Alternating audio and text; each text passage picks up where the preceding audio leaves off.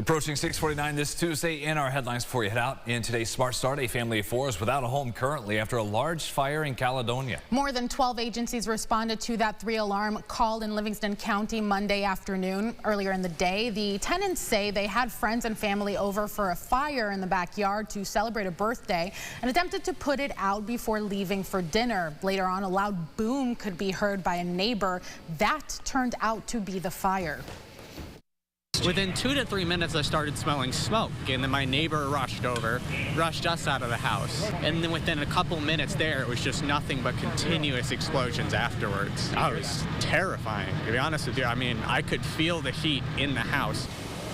The tenants lost 2 birds and important medication in the fire and have found temporary housing through the Red Cross. There is a GoFundMe to support the family as they work to rebuild. You can find that link in this article at rochesterfirst.com. We do have some updates about a deadly motorcycle crash in Cayuga County that killed a man from Lyons and sent another to the hospital. Troopers tell us a 33-year-old woman was driving north on Centerport Road Sunday afternoon when she failed to see 2 people on motorcycles with the right-of-way at the intersection of Route 31.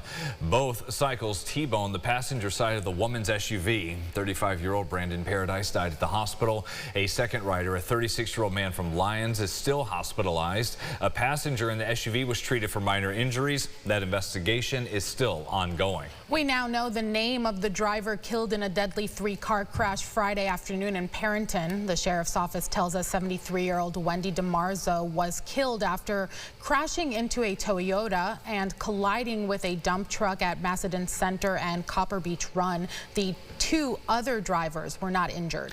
The acting director for the CDC says the risk of hantavirus presents to the public is much lower than it was with COVID. Monday, 18 Americans potentially exposed to the virus on a cruise ship made it back to U.S. soil. 1 has tested positive and is currently in biocontainment at the University of Nebraska Medical Center for close observation. They certainly have the option to stay here. There's going to be an individualized decision plan for them to determine if it makes more sense for them to complete their 42-day monitoring period at home. Some 100 plus other passengers returned to more than 20 countries around the globe to quarantine themselves, including 1 woman who tested positive. She's now in stable condition at a hospital in Paris. President Trump says the ceasefire with Iran is on life support after Tehran's response to the latest peace proposal from Washington. The president rejected Iran's reply as totally unacceptable. The Speaker of Iran's parliament says his country's military stands ready to, quote, teach a lesson to any aggressor. Happening tonight, the Board of Education here in Rochester is expected to adopt the district's new budget for the upcoming year. We've heard a lot from students, parents, and others in this community that have been pushing back for a few weeks against proposed cuts to certain services. The spending plan as is would reduce some funding for counselors, social work, and psychology groups, sparking concern from families and their supporters who say students need more resources here, not less. The district says some of the cuts that were proposed could be offset after getting another $5 million in grant funding since the draft of the budget came out this spring. The board is going to take this up with a vote scheduled a little after 6. Also tonight, the city is hosting its 3rd public input meeting discussing red light cameras and other automated traffic enforcement. Last month, people shared mixed reactions to the Vision Zero initiative, the same platform which advocated for stop arm cameras on school buses.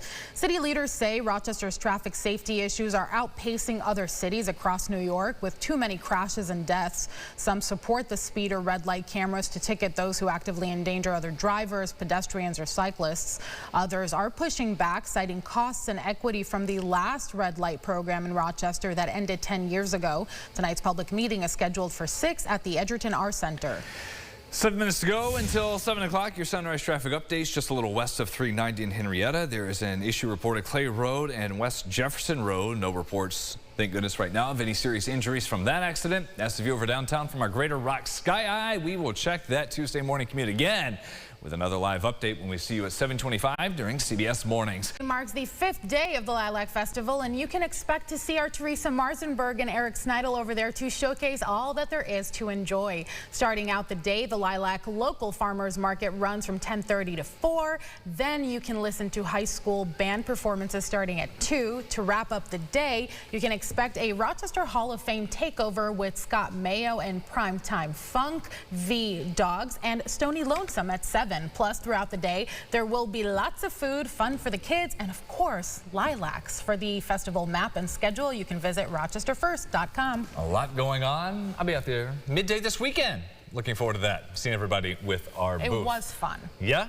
Yes. You were out there for Mother's Day. I was out there for Mother's Day, and everybody who approached me is just so lovely. Oh, it's a good time. A lot of times we see the same people year after year, so come by and say hi. For sure. Looking outside, it looks a lot better than it feels from the cameras. That is so true. You've got the beautiful blue skies, looks lovely out there, and then you walk outside and say, I need a jacket out there. 33 in Rochester, Dansville 38. Penn you're at 34 degrees. These numbers do climb mid-50s this afternoon. Cloud coverage increases as well, and you see the rain coming in likely after 8 p.m. And it's a slam dunk for rain. We'll be covering rain tomorrow morning for the morning show. 8-day forecast here. Showers Wednesday. Those taper off, and then scattered showers on Thursday. And then finally back to the 70s by the weekend. I am going to cave and finally mow the lawn today. Yeah? Haven't mowed yet. I talked to my neighbors. I've mowed 3 times already.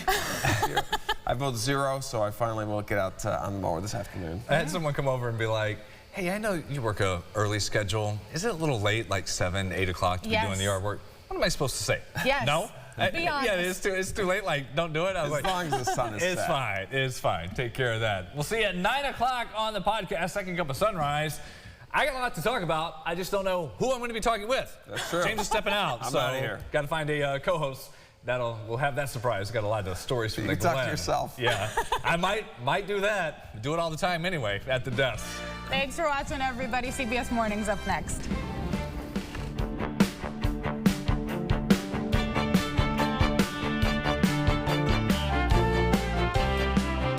Follow News 8 wherever you are on rochesterfirst.com, Facebook, X, and on our app for news and weather.